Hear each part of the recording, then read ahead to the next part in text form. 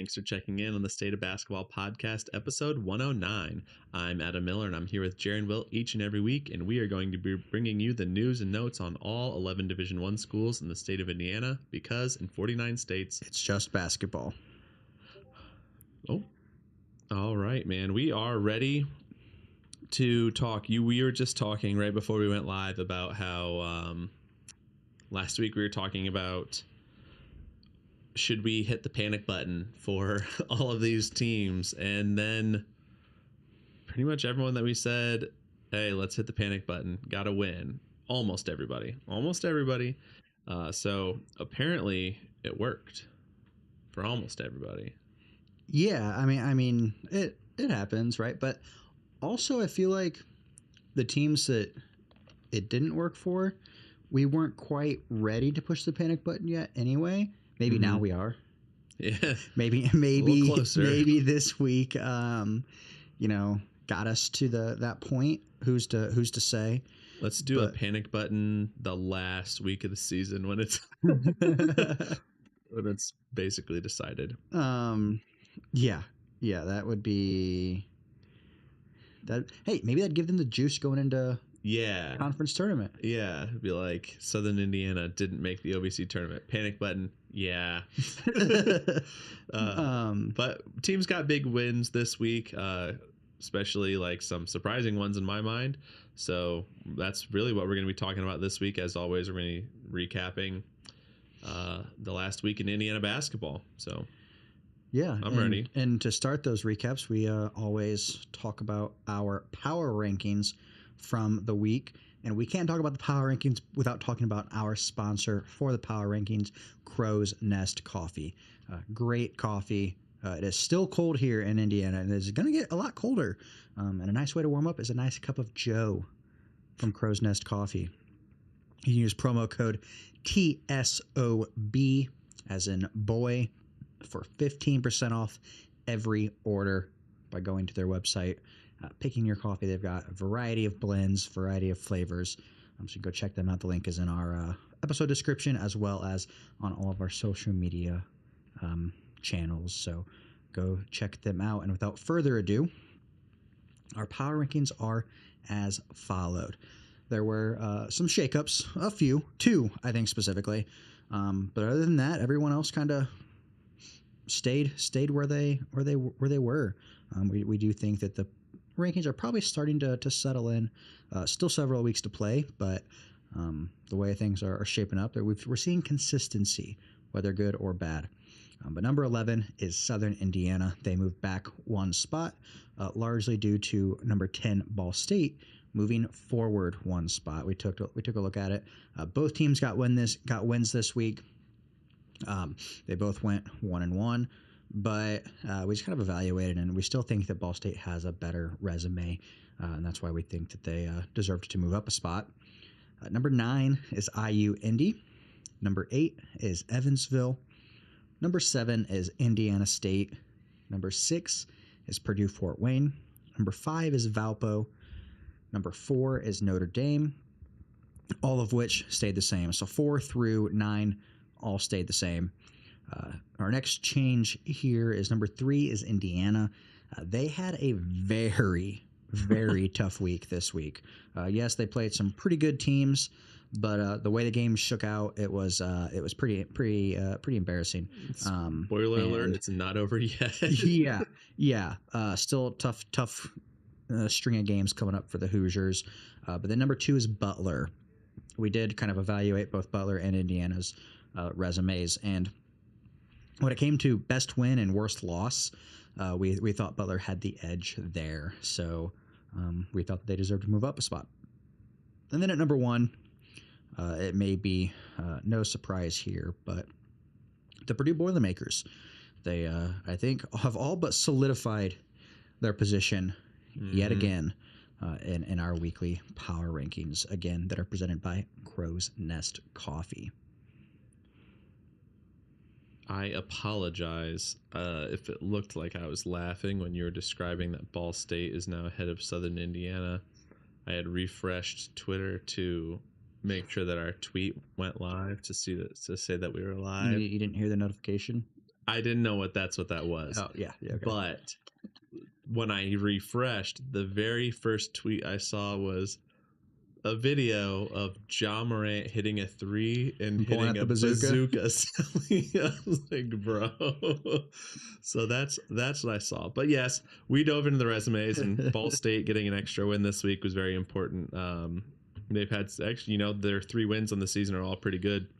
And then Butler picked up a top 25 win, and they have a top 20 win according to the AP, and like a top 10 win according to Bart Torvik, which what we referenced. So that is very compelling evidence to keep them put them at number 2. But speaking of Ball State, let's talk about them, right, Jaren? Correct. They went up. Get a win, you usually go up, right? But they went from 323 to 307 in Torvik. They had a 1-1 week, so they won 1, lost 1. That brings them to 5-13 on the season, and 1-5 of the MAC. So they did get their first MAC win of the season.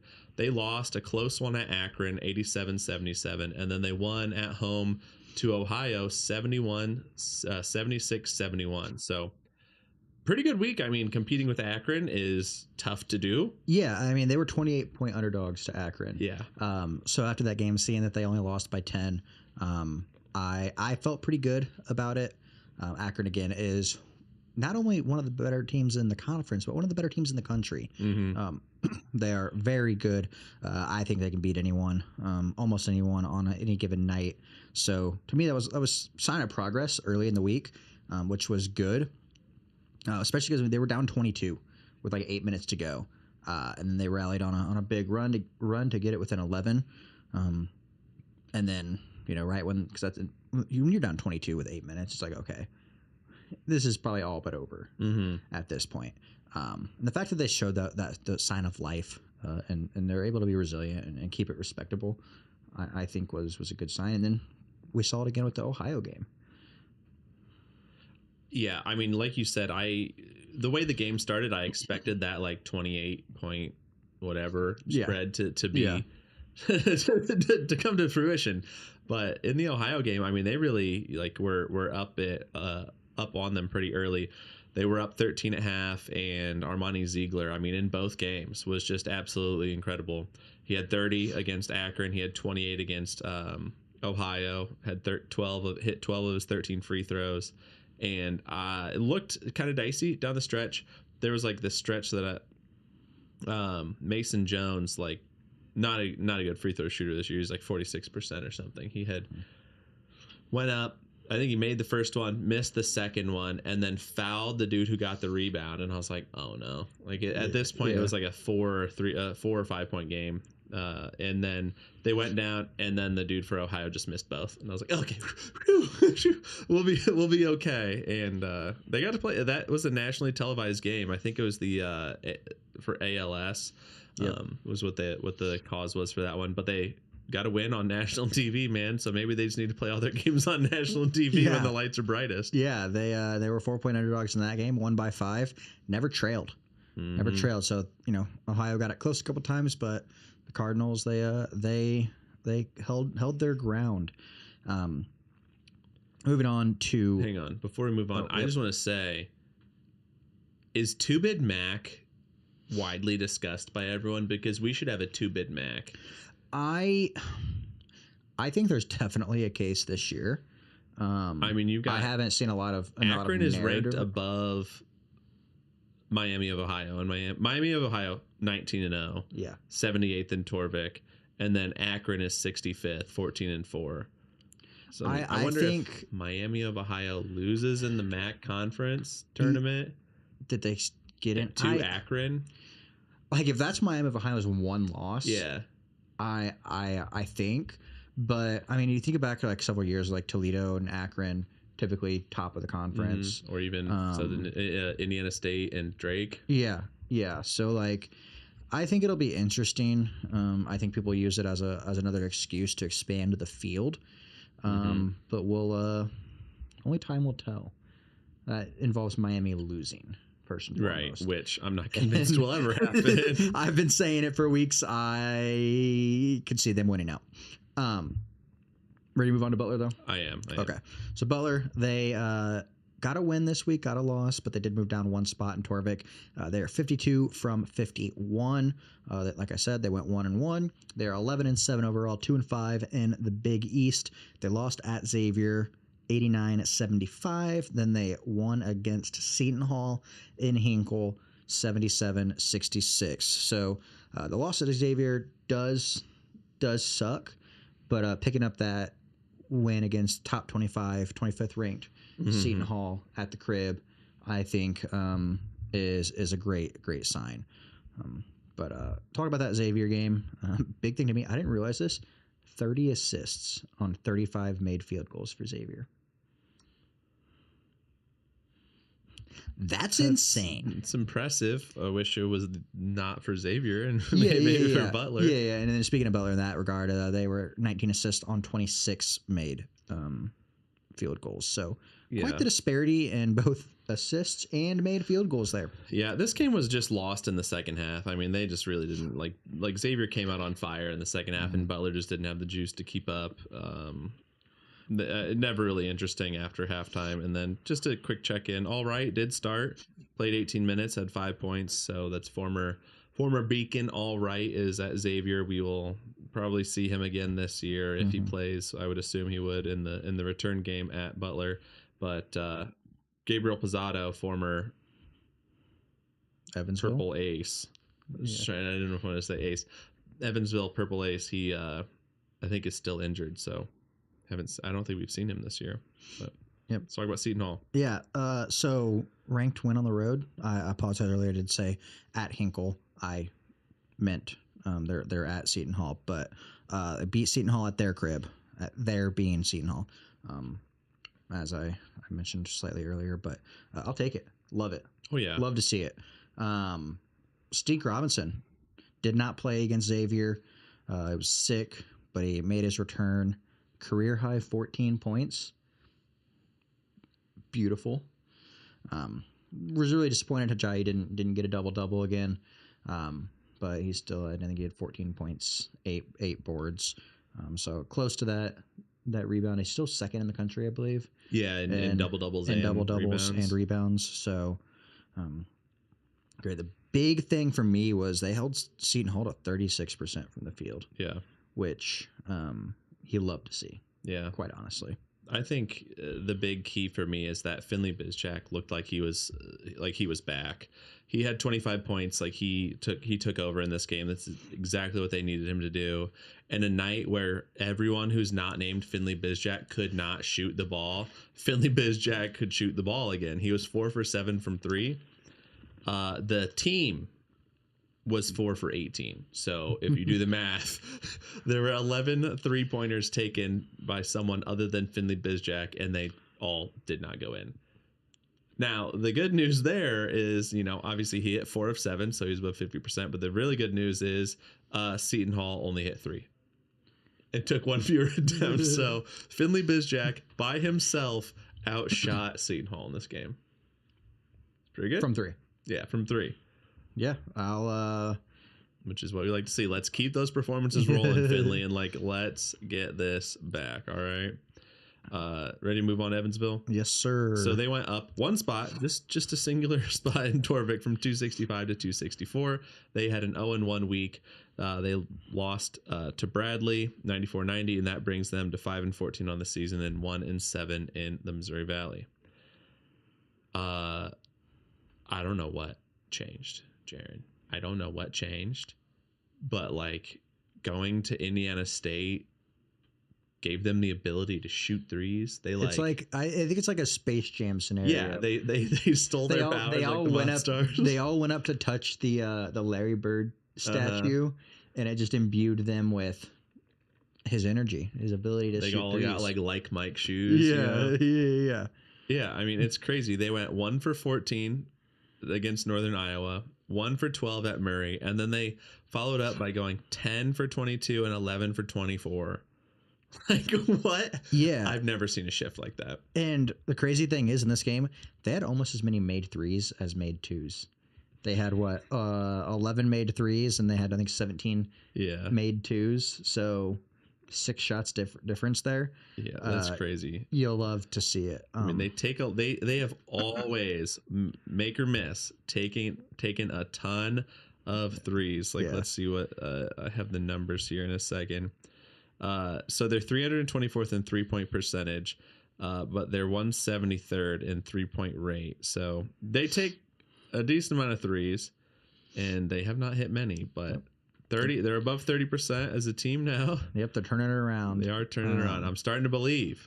The unfortunate thing about this game is, while they were seeing the positivity on the 3-point shooting, the game was very back and forth. There were 10 lead changes. This thing was a dogfight through and through. But the big challenge, right, is, Evansville 8 from the 3-point line, but Bradley 8 in the paint, and I think that just outweighed their ability. I mean, right, they're playing without Turnbull again, man, which was a big difference maker there, especially in the paint when it comes to scoring at the glass. But I wish they pulled it off. But we're seeing signs of life from this team.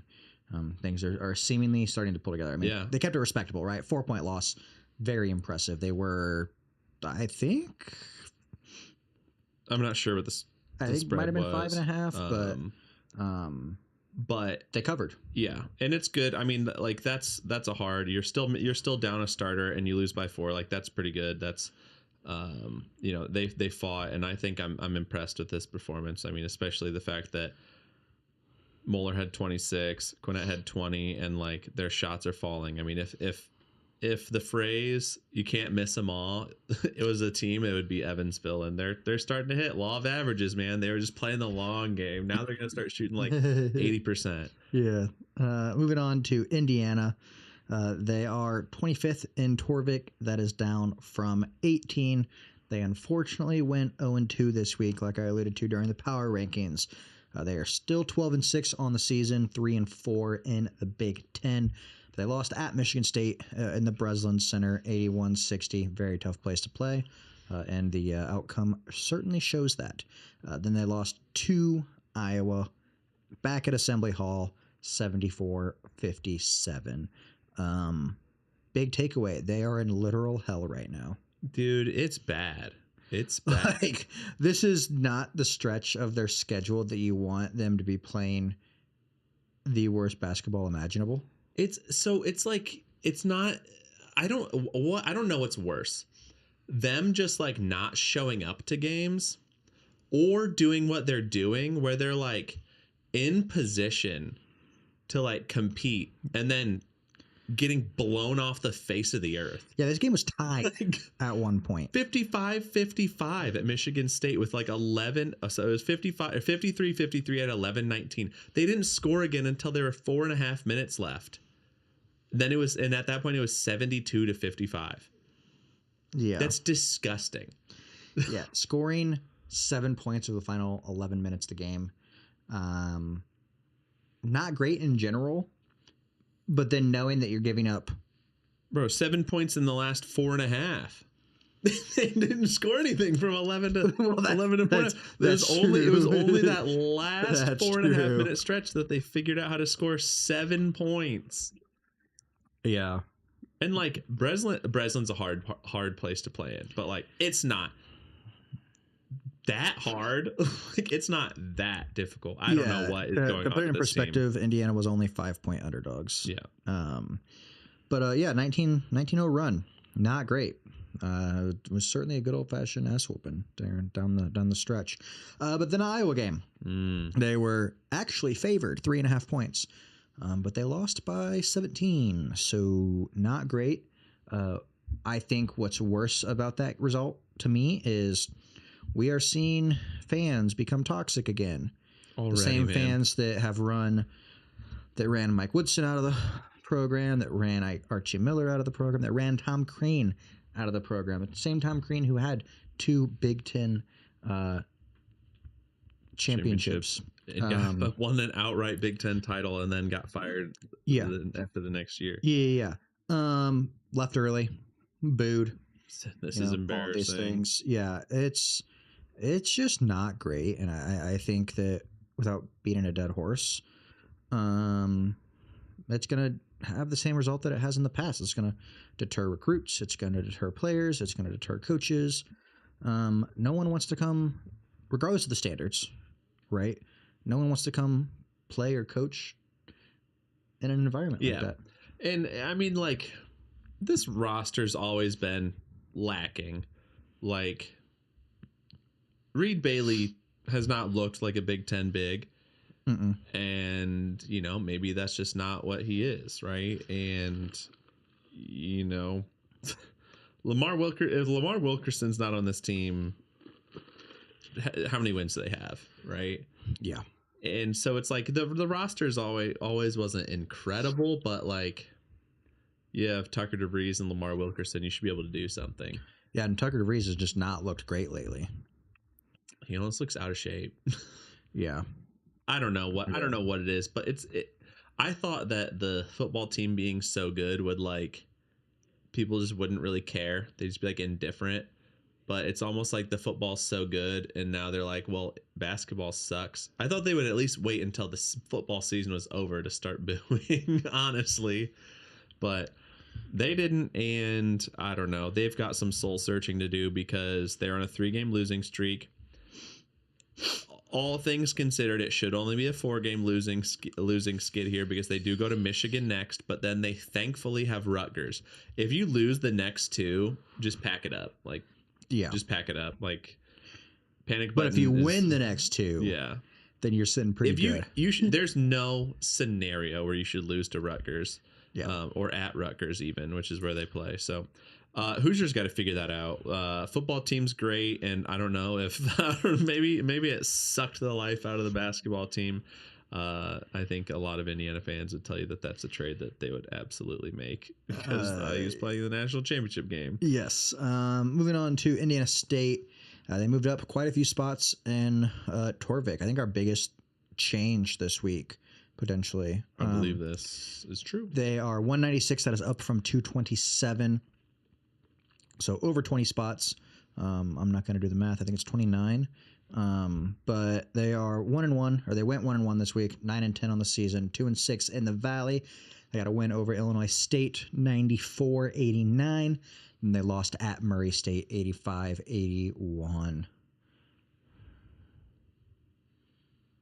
31, but what? 31 spots up. Oh yeah. But yeah, you're close. I don't know, man. I said I wasn't going to do the math. I know. You admitted you weren't going to do math. You just threw out a number randomly. No math. That is exactly what I did. Yeah, I was close. Yeah, you were close. You were close. I'll round. I rounded. You round to the nearest 31, guys. You all know this. You learned this, and it's 4 lower, round down, 5 or higher, round up to 31. See, I think if I would have stayed with my math major longer, I would have known that. You didn't get to that part of rounding with your math. Got it. I mean, all in all, pretty good week. Like, win over Illinois State, very good. All the starters were solid, and I mean, Camp wasn't so solid, 1 of 10, but they got a win without him being, making much of an impact on the floor, which is great. Like, that's what you want to see. And then Murray State, I mean, here's what Murray State needed to muster to beat Indiana State. They had to have the 12th largest crowd in program history with 8,083 people.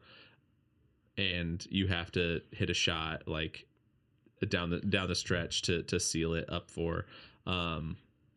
And you also have to have Derek Vorst get hurt in the literal first minute of the game. Looked like he tweaked his ankle. Mm-hmm. He had gotten hurt previously. So hopefully he's not out long.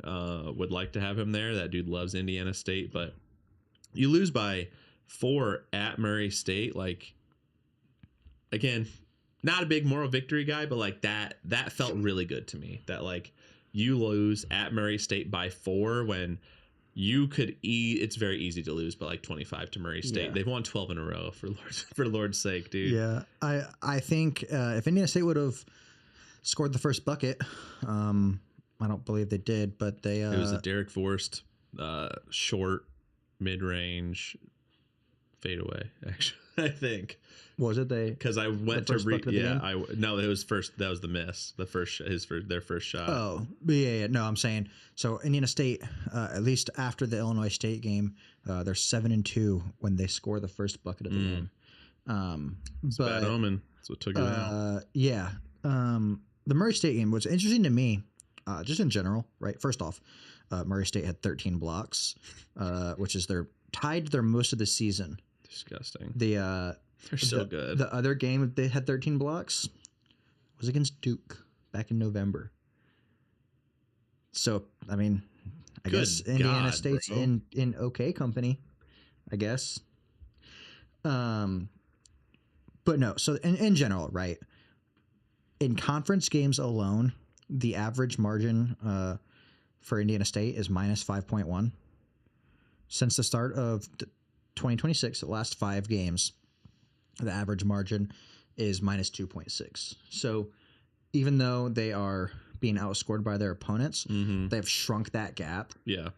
Which is really good, in my opinion. It's signs of progress. And then 5 of the 8 conference games they've played have been decided within 5 points. 3 games decided within 3. So they're playing really close. Yeah. They're figuring things out. So good signs there. They just unfortunately had to play a juggernaut that is Murray State. Yeah, but I mean, lose by 4, that feels pretty good. Yeah. So for sure. Feeling confident. I mean, that's some forward momentum here, upward trajectory for the Sycamores. Let's talk about IU Indy. I was going to say Indiana University, Indianapolis, and I was like, that's obnoxious. IU Indy. They went from 331 in Torvik to 317, so went up. That's because they got their first conference win. So they went 1-1 this week, 5-16 overall, 1-9 in the Horizon League. So they're halfway through the Horizon League season. They won against Robert Morris 96-93 in overtime, and then they lost to Detroit Mercy 80-77. So close win followed up with a close loss. Really could have been 2 wins, but congratulations, Ben Howlett. You got your first conference win. There's going to be more this season, and there's going to be a ton more to come in the next couple of years. So we're excited about that, but like really proud of them for doing that.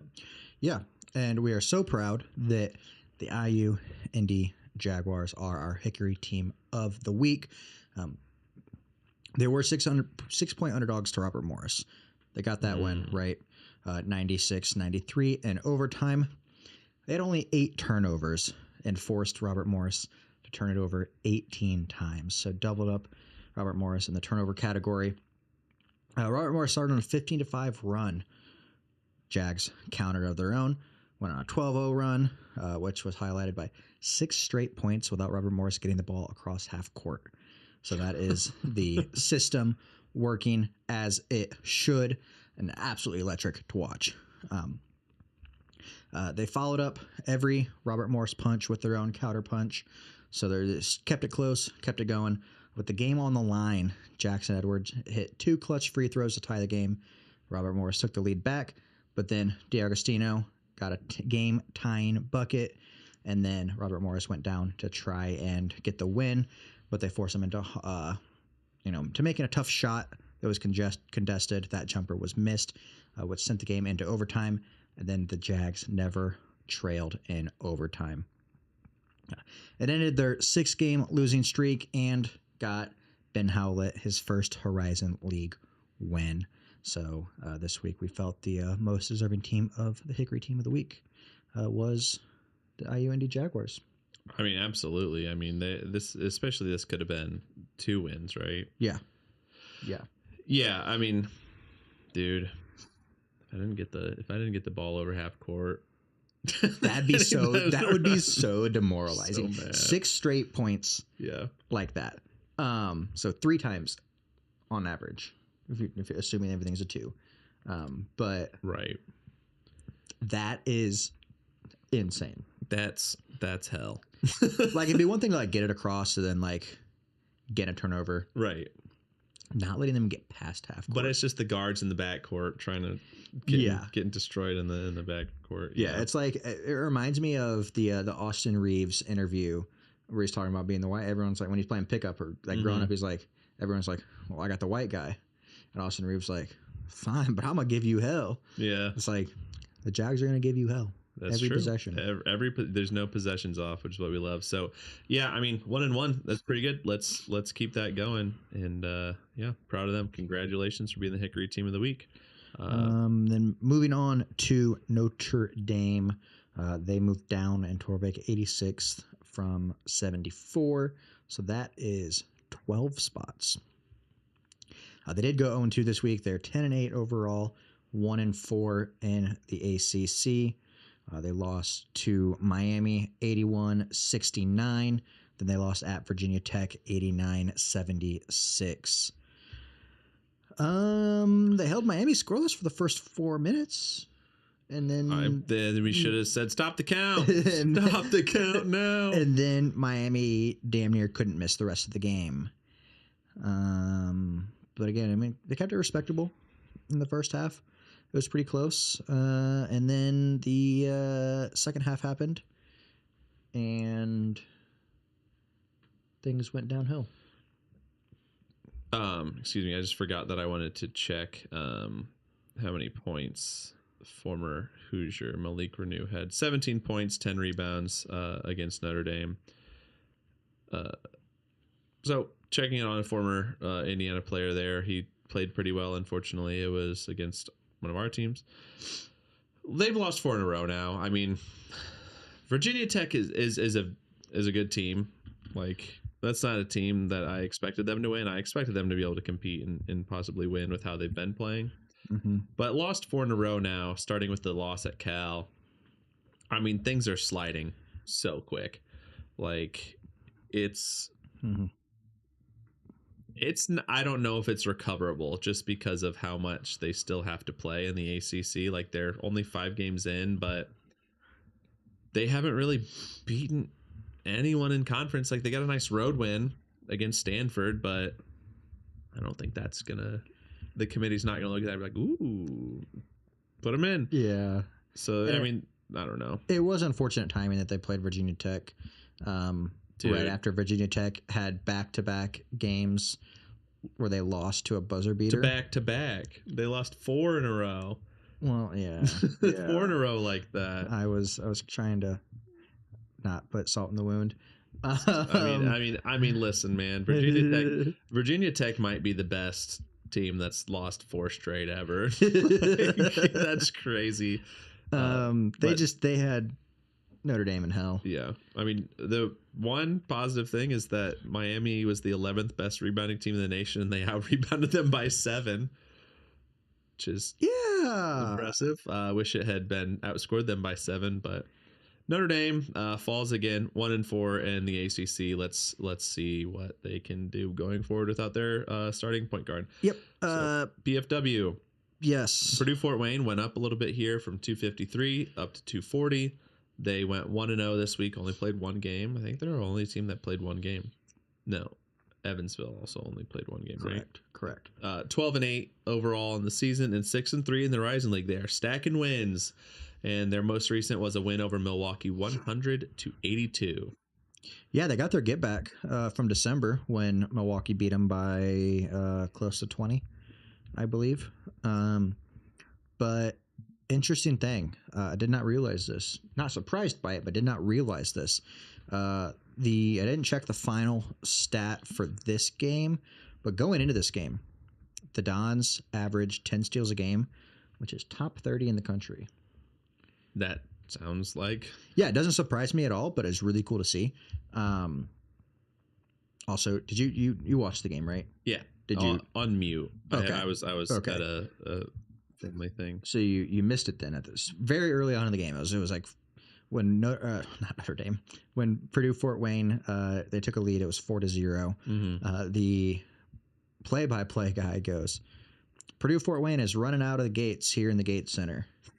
And that, to me, in my head, I was like, this is damn near on par with it's cold outside, but things are heating up in here. Yeah. That was like one of those things like, that's a cold line. That's a good one. I like when they play in the Gate Center, honestly. I prefer it, personally. They had 9 steals. Okay, so just right around their average. Right around their average. Yeah. I mean, it was it was raining threes in the Gates Center. They started out 8 for 12. Mikhail Stevenson started what, 4 for 4? Started 4 for 4. Fofofo. Started Fofofo at That the Gates Wendy's Center, deal. and then they went 8 for 12 in the first half, and then finished 13 of 23. So very good, and they had 20 assists. I mean, they were just moving the ball. My favorite thing about this team is they run the break so hard, and at the same time are so absolutely ready for a transition three. Yep. Like anybody, even a stop, even like a jump stop and shoot one, that you just see someone on the wing or someone on the side ready, just toes ready. And it's like, oh, there's Maximus Nelson. Bang. Like just knocking them down. So they're now third in the Horizon League with this win, man. And this is also their first 100-point score in regulation in Horizon League history. No way. Yeah, they've never scored 100 points in regulation during their time in the Horizon League. Dang. Did not realize that. That's a stat that just doesn't sound true with right, as how just prolific quick they and how good they are. They could score. Yeah. Let's move on to their little brother, Purdue. Purdue stayed the same in Torvik. They are fifth. They went 2-0 this week. They're 17-1 overall, 7-0 in the Big Ten. They won over Iowa 79-72, and then they won at USC 69-64. All I'm going to say about USC is that it was Purdue's 1,000th win since the start of the Katie Painter era, which started in 1980, 1981. Mm-hmm. And when I turned the game on, they were down 22-8, and they won. Fire the refs into the sun. This game was one of the worst officiated games I've ever seen. That's all I'm going to say about the USC game. I'm done on that one. A couple stats in general that came out as a result of the USC game. So just kind of USC game adjacent. Braden Smith surpassed 600 career rebounds. So he joins DJ Cooper from Ohio as the only players in NCAA history with 1,600 points, 900 assists, and 600 rebounds. So last year, another thing, we talked about how Caleb First is the most winningest senior class. We talked about this all the time. I said because he was the only senior in that class last season. He had a 29-game lead on TKR, Braden, and Fletcher. Okay. So they need 13 more wins this season. Purdue needs 13 more wins this season. 40 for Braden, Fletcher, and TKR to move into. They have first. 13 Big Ten games left. Yes. Also, plus they got to win. Probably at least 2 in the Big Ten tournament. Hopefully 2 or more in the NCAA. Also, interesting. Kind of in line with that. Mm-hmm. They are presently 7-0 in the Big Ten. Purdue. Yeah. That has the sixth most wins. The sixth most wins. My list, man, it comes out sometimes. To start a conference season in school history. The most wins to start a conference season in school history is 8. No, they're sixth right now. Is 12. Okay. The best start to the Big Ten season in school history was the 2017-2018 season at 12-0. So they could. Mm-hmm. Well, I guess no, because it's not 12 more wins. Never mind. Right. I was like, they could break both records at the same time. I'm an idiot. Math is hard. That's why you changed your major, man. Also, yeah. There are only 2 arenas that Braden and Fletcher and TKR have not won in the Big Ten. Fun fact. Where are they? I'll give you one guess. Washington and UCLA. Oregon. Washington and Oregon. It is Pauley Pavilion. Okay. The other one, Welsh Ryan. Really? Yeah. Those three, that senior class, Boo-booey. yeah, that senior class has not It has was a not push-off. won It was a in push-off, Boo-booey. at Northwestern. I saw that and I was like, oh my god, Boo Booey had them in hell. Do they play there this year? Off the top of my head, I do not know. I've got their schedule right here.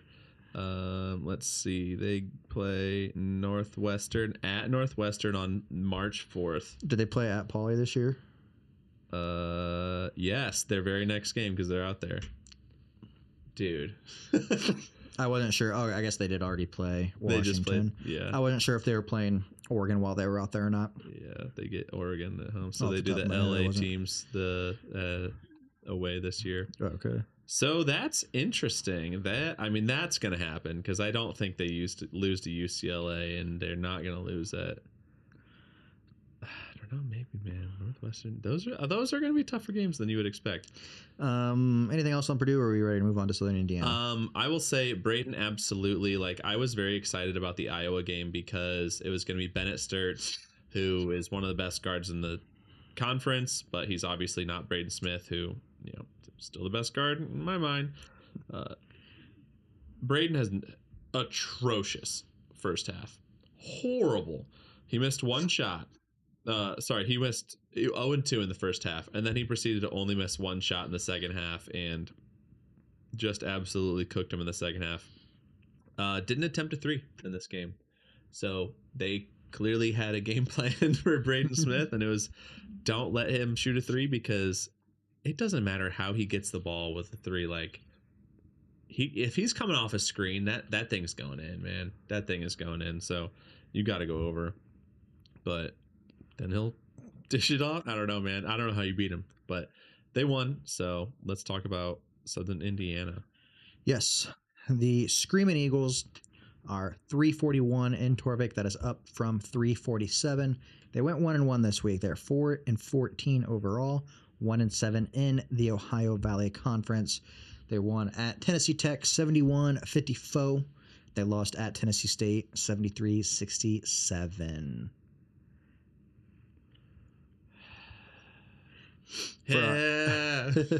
For our audio listeners, as soon as I said 67, I hit the 6-7, which is why if you heard Adam have a very deep sigh, that would explain it.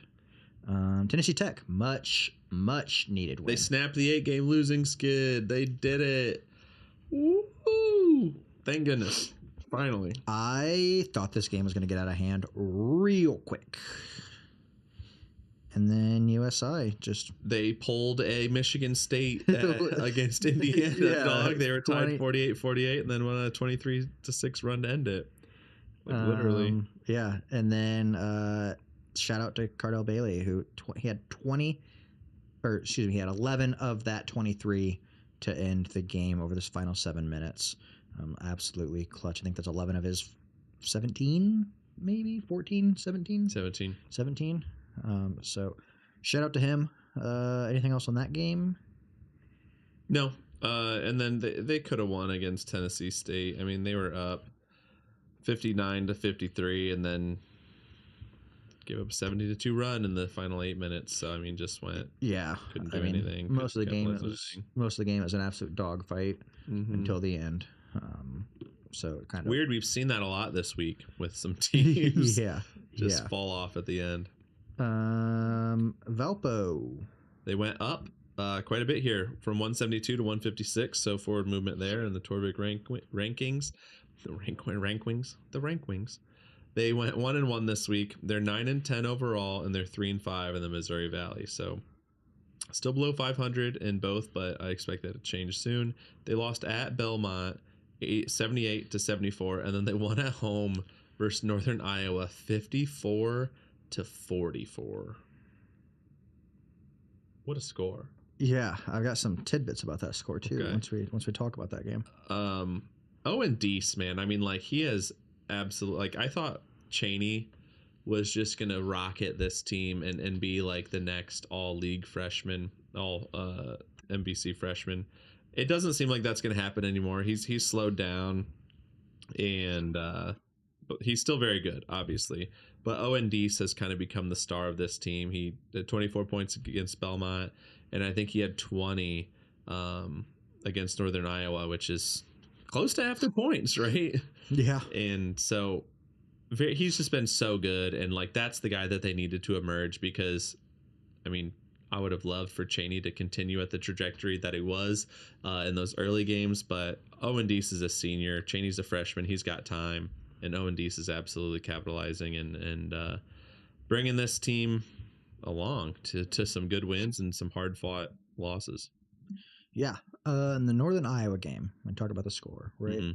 So one that got their get back from you and I last month. I believe it was like the very end of. No, it was a couple weeks ago. No, maybe it was the 29th of December. I don't remember. But anyways, the score of that game, 58-48, which we thought was pretty crazy. Yeah. And then they turn around 54-44. So that's almost completely inverting the score. That's the fewest points allowed by Valpo since 2020. That's sick. It was also Valpo was on a 33-game losing streak when scoring 55 points or fewer prior to that game. So they broke that streak. Dude, if you're scoring less than 55, just please win. Yeah. Just please win. Their last win scoring less than 55 was the 2015 conference title game when they beat Green Bay 54-44 to make the NCAA tournament. What a score, dude. And then another thing about this night, right? So they honored their Ryan Bruckoff, who was inducted into the Valpo Hall of Fame. He wore number 45. He played back in the 2013, I think, is when he graduated. Okay.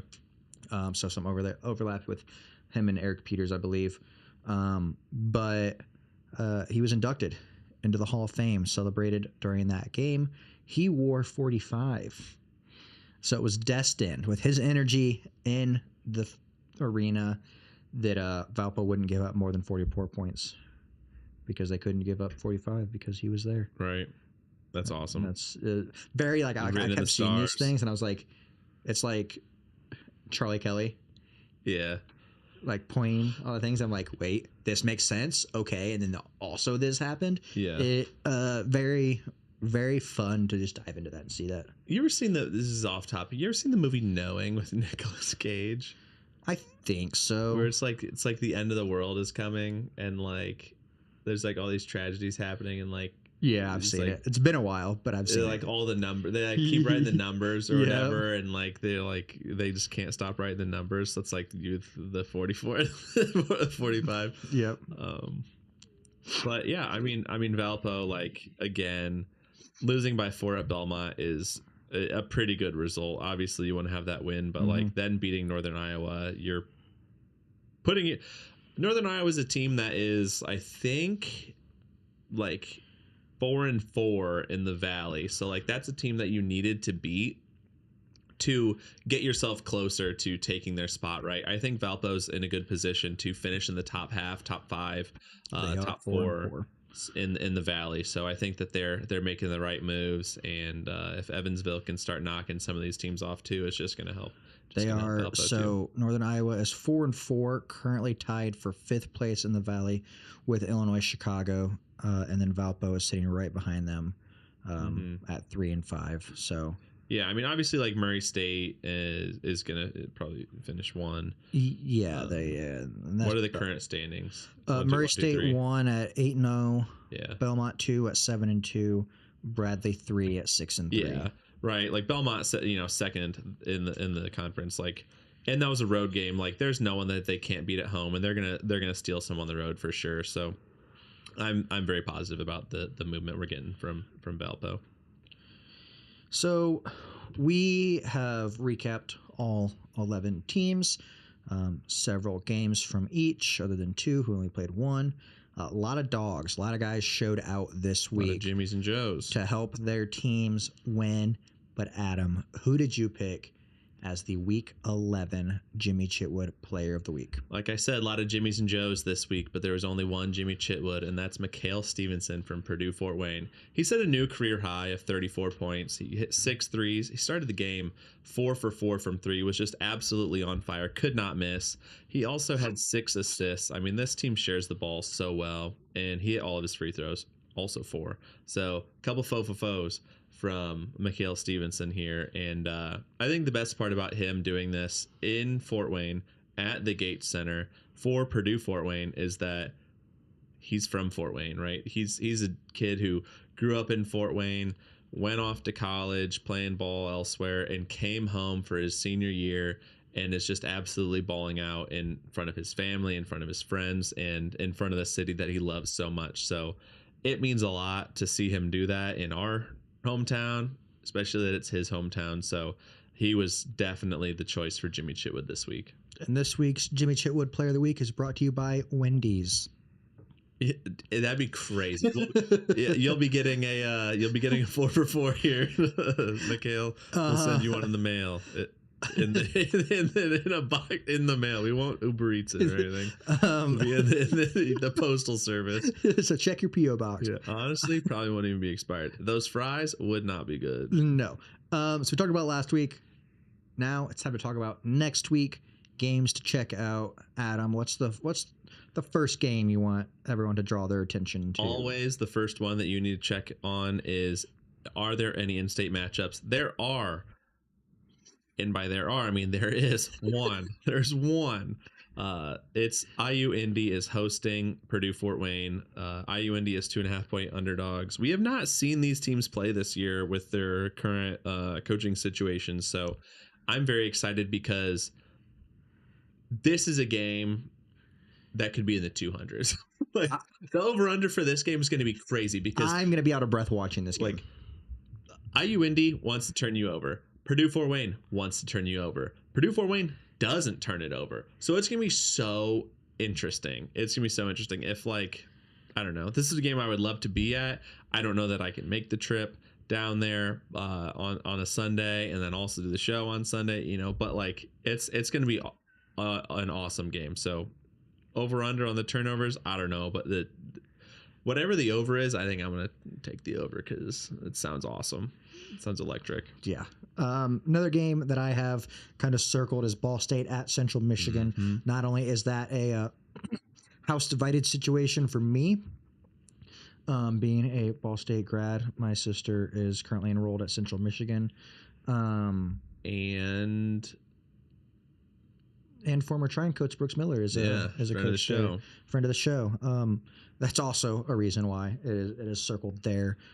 Getting to see them play, see him suiting up again. He looks great in the maroon and gold, maroon and yellow. I did not know your sister was enrolled at Central Michigan. Yeah. I didn't know where she was enrolled. Yes. You learn things.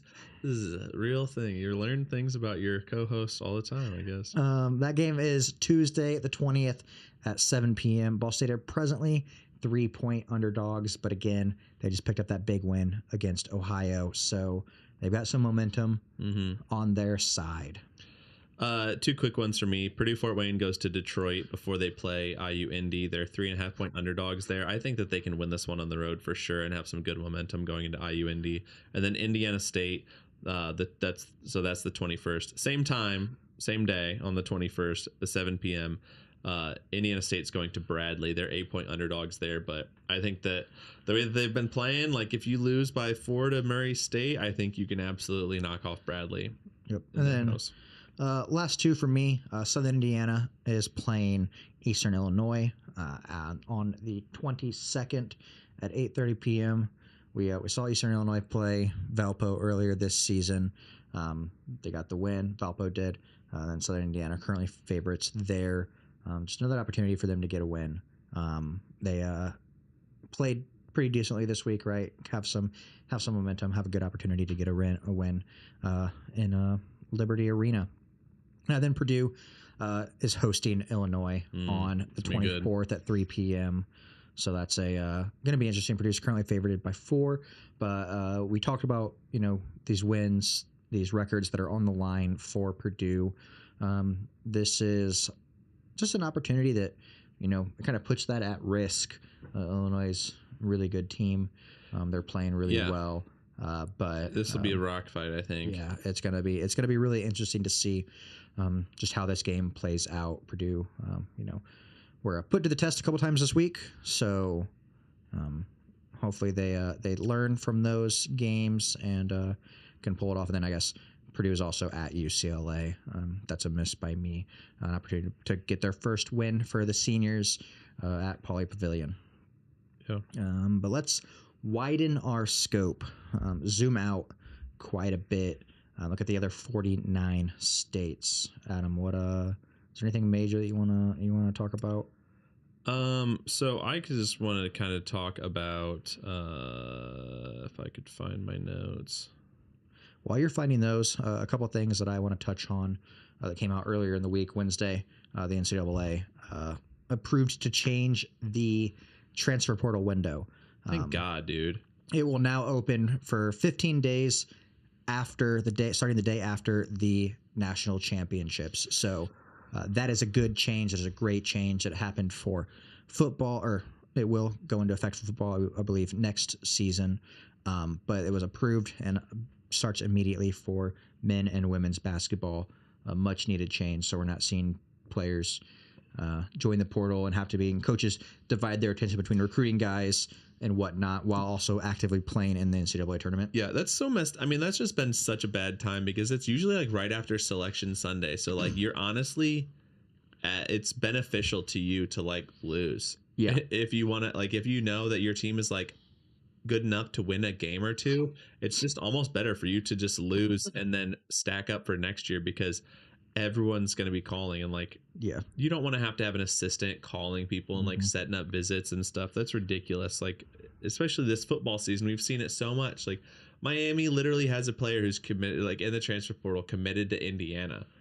Like, yeah, they're playing each other right now. Like, it's such a stupid thing that they haven't done this like yet, and I'm glad that they are. And then in addition to that, another change was that when a coaching change occurs, the 15-day window will open 5 days after the new coach is hired or publicly announced. So it gives coaches 5 days to do interviews with the players, meet with the players, and figure out, and also kind of should narrow the window of potential tampering from other teams, especially if a coach leaves and then takes another job, and then it's kind of just weird when they bring their whole team with them.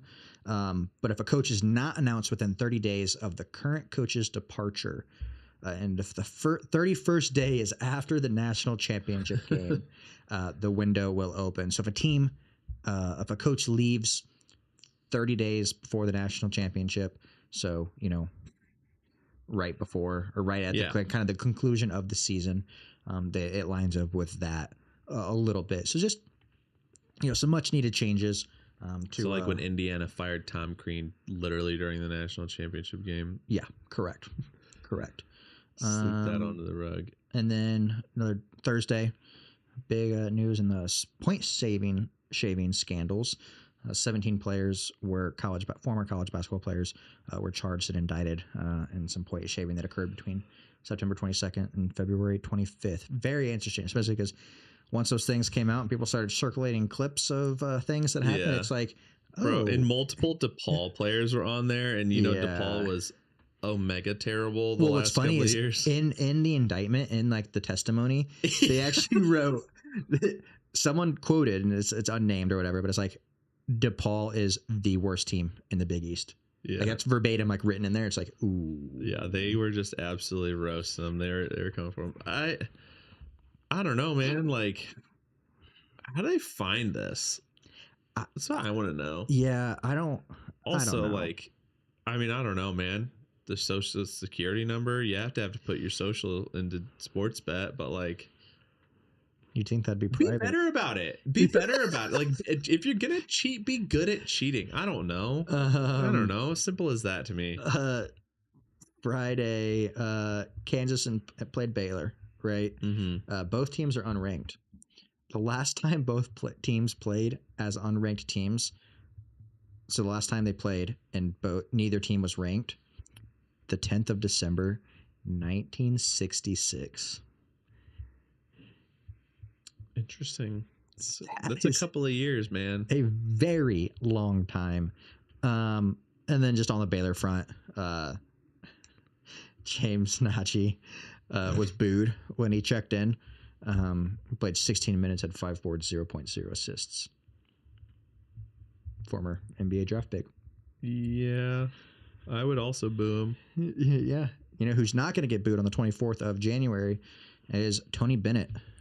Virginia announced they are honoring him. The John Paul Jones Arena is going to be named. The court is going to be named after Tony Bennett. It'll be the Tony Bennett Court at John Paul James Arena, which is very well deserved for Tony Bennett. You know, it'd be a very fun stat to compare. Is you were talking about Valpo lost 33 games in a row when they scored fewer than 55 points. Yes. Run that same stat. Have a stat guy run that same stat with Virginia under Tony Bennett. It's like, how many games did they win scoring under 55? All of them. DePaul beat Marquette this week, which is good. Bruce Holtman, did you see this? Or Chris Holtman? I don't know why I said Bruce. He bought a round of drinks for the student section. I did see that. That was pretty sick. And then also there's a dude in a Bears jersey or hoodie at the arena with an actual cheese grater and an actual block of cheese, literally grating the cheese. Cheese went everywhere. Where else would it go? Hopefully people's mouths. But that was hilarious. They showed it like on air right before they went to a commercial. Yeah. It was hilarious. Did you see, I think this was last week. This is a side note thing. Did you see that maybe it was during the Indiana game where they got Tom Izzo on a hot mic saying the F word?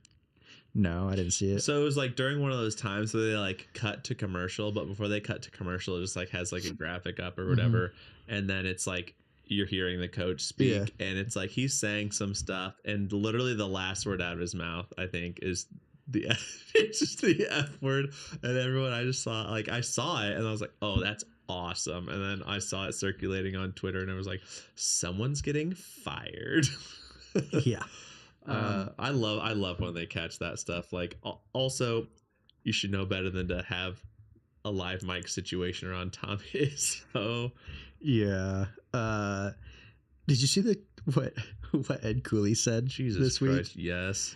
So for those who didn't, Ed Cooley was asked about something. I don't know the full context, but he was just asked about like how the team's doing or whatever, and his verbatim quote was, "There's a lot worse happening than Georgetown losing a basketball game around the world, around our city, around our community.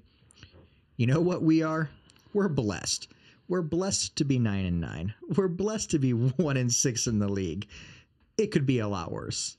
You know who's so happy he said this is Providence fans, because as soon as he left Providence to go to Georgetown, they hated him and they're just like looking to pile on. Listen. He's right, right? He's right. There is a lot. Yeah, he's right. But that's not something you say when you're being very bad at your job, right? Like, yeah, like that's, I don't know, like that's not something you wouldn't have the worst couple of weeks at work where you're just messing up every project and you'd be like, you know what? Someone fixed them. There's a lot worse things going on. It's like, okay, fire this guy. Especially, and you don't have a 7-figure salary. Yeah, when I saw that tweet and then read all the replies, it was, I think, along those lines. Oh, sorry, I didn't. I lost the company $1 million, but there's worse things that could be happening. There's worse things happening. There's worse things happening. Oh, don't fire me. But so we talked about last week. Did we talk about this, or did we talk about it afterwards? I think we talked about it afterwards. Cincinnati was going to play Colorado at Cincinnati, and they were going to have a paper bag game because they're so upset with Wes Miller's performance as head coach. They were going to all show their student sections are going to show up in paper bags on their heads to hide their embarrassment. Got canceled. Thankfully, got canceled. They did beat Colorado, But then they go on to beat Iowa State 79-70, giving their Iowa State their second straight loss after Iowa State lost to Kansas earlier this week. So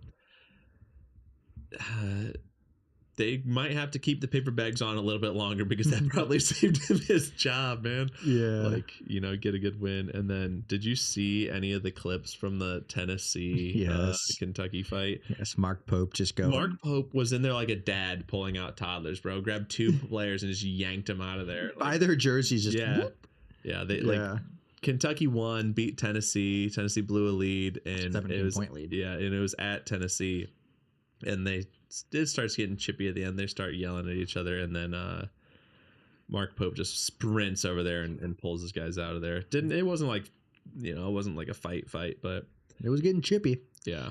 Miami of Ohio, a little update on them. They beat Buffalo in overtime, 105-102, but it took a buzzer beater to send them to overtime, and then another buzzer beater 3 to win the game, dude. They don't die. No. I'm sorry. I think you were right, man. Let's talk about the standings here. Yes. So there are 3 teams that remain unbeaten. Obviously, Iowa State lost this week. Twice, even, man. They they're broke in once now. And just completely collapsed. Lost to Cincinnati. Glass house over there. But Miami of Ohio, they are 19-0. They are favored in all of their remaining games. Arizona, 18-0, still undefeated, favored in all but 2 of their remaining games. Nebraska, also 18-0, again favored in all but 2 of their remaining games. So 3 unbeatens. We saw Vanderbilt lose last week to Texas. Got their brains beaten.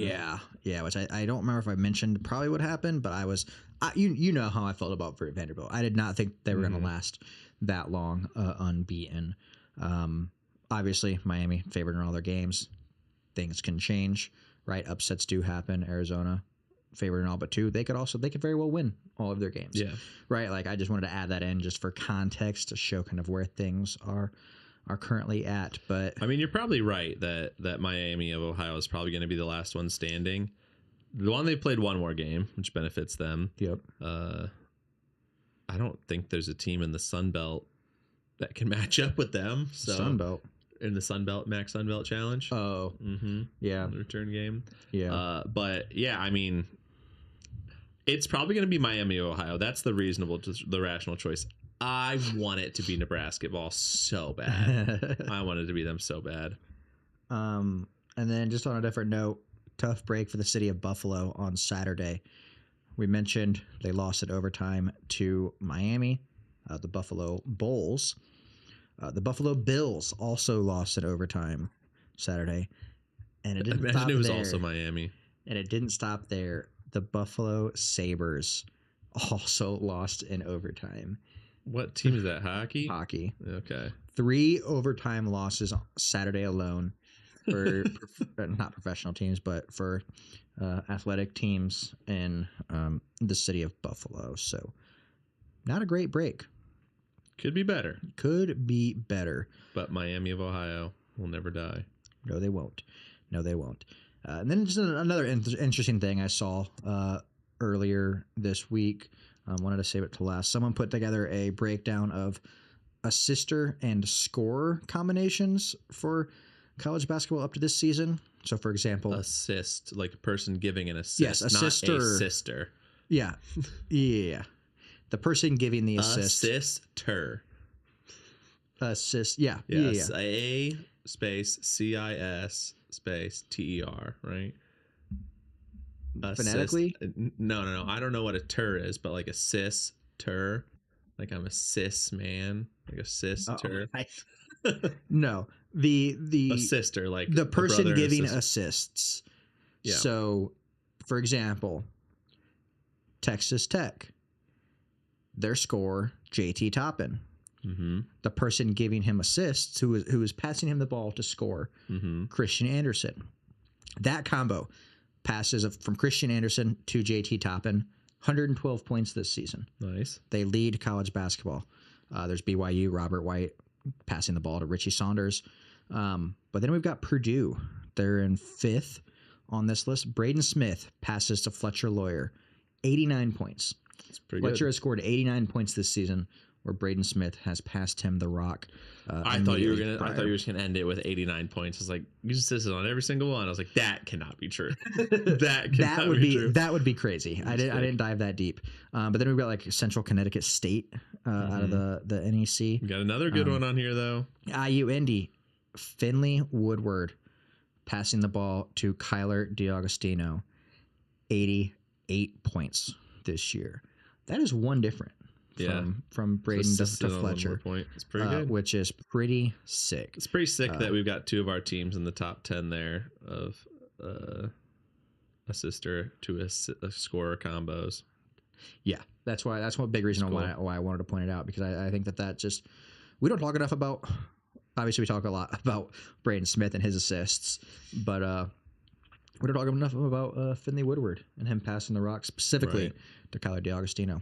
So pretty nasty. Pretty cool. You ready to talk about next week? Talk about games of the day? Yes. All right.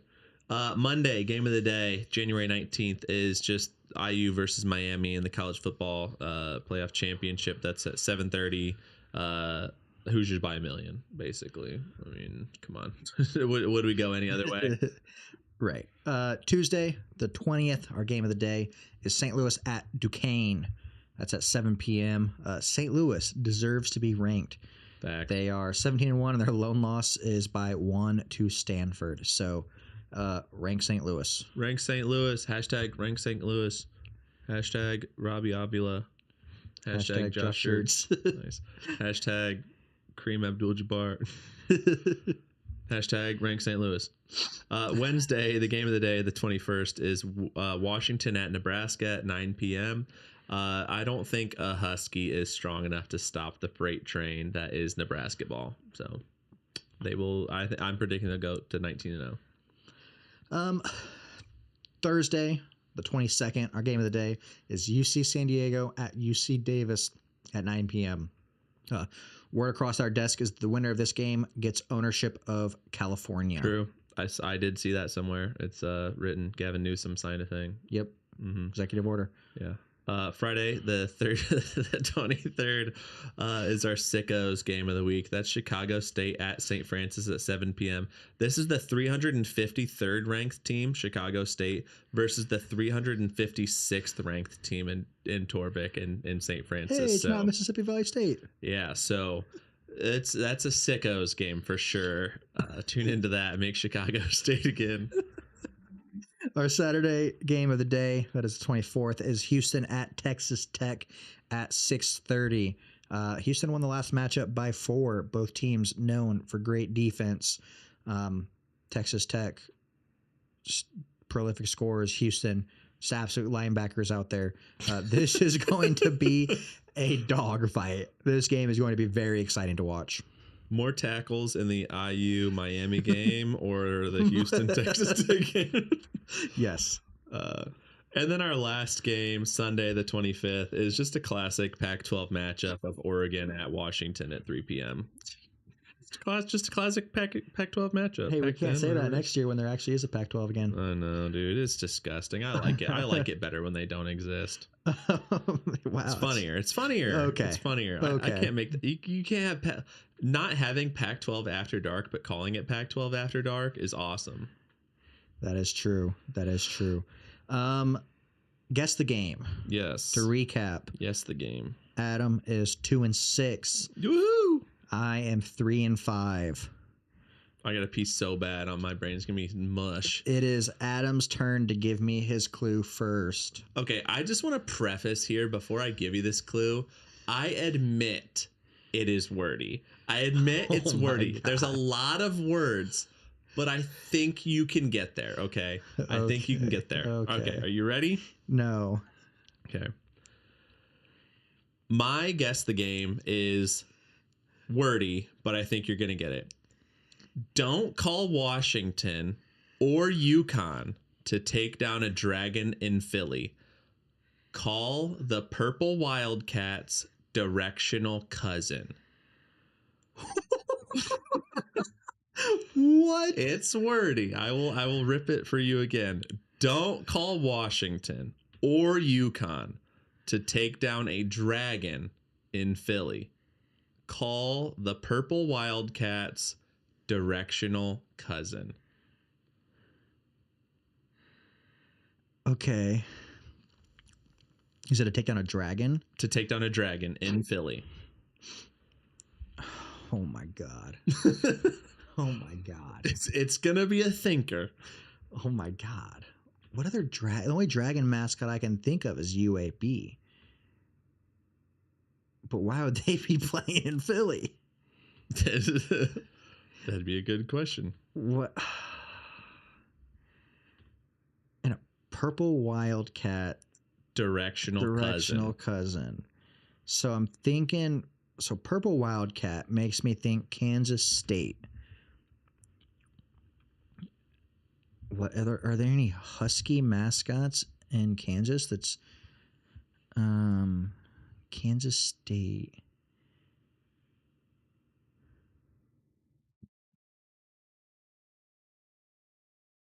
But Kansas State is in Manhattan, Kansas.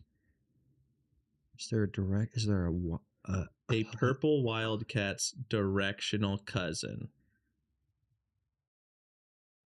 Think about the Purple Wildcat teams. Insane that there's more than one, honestly. Oh, maybe it's Northwestern. So, okay. Because clearly you reiterated that after I was on the Kansas City train.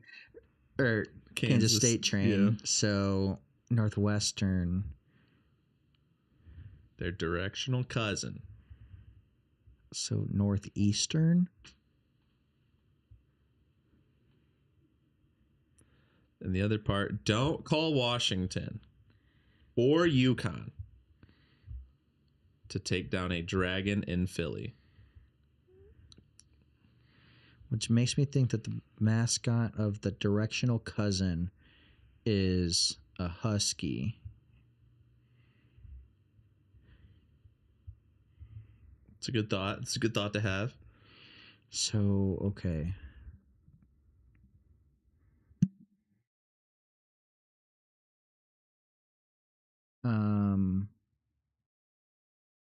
What would the dragon in Philly be? Dragon in Philly.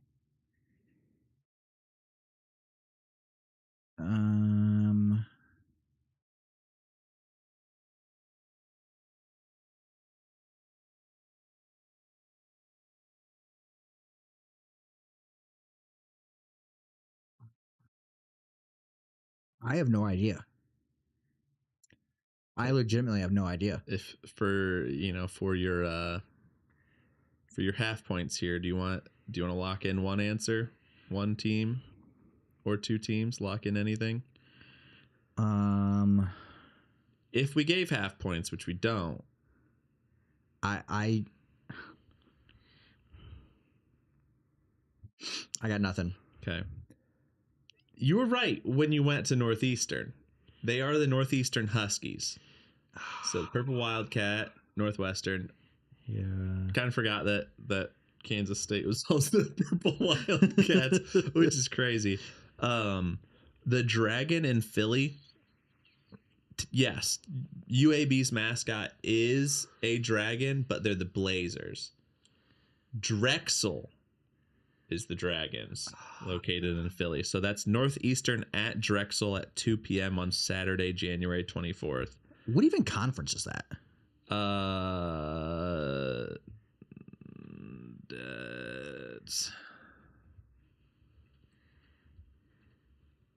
They are in the CAA. Yeah, I don't know. I don't know anything about the CAA. You know, Drexel and Northeastern are in there now. Now I do. I apologize, Jaren. I thought I was gonna. I'm not gonna finish that one. I thought that I was gonna help you finish the clue. Yeah, I would have never gotten. Sorry, Drexel. I thought that the dragon would get you to because when I think of dragons, I think of UAB and Drexel are the only ones I know of. I just didn't know Drexel. Yeah, it happens. Okay, It well, happens. I'm stacking L's here. Yeah, you got it last week. That's true. That's true. If you hit you did say Northeastern, so you could have gotten a half point if we did half points. We don't do half points though. I don't do half points. You've got the secret tally with half points for yourself. Yeah, I don't though. Okay, so Adam. Yes. My guess the game for you. Okay. We've got wealthy spiders invading the non-football Washington Commander. Wealthy spiders? Makes me think Richmond. Invading the Washington. What did you say? Washington. Invading the non-football Washington Commander.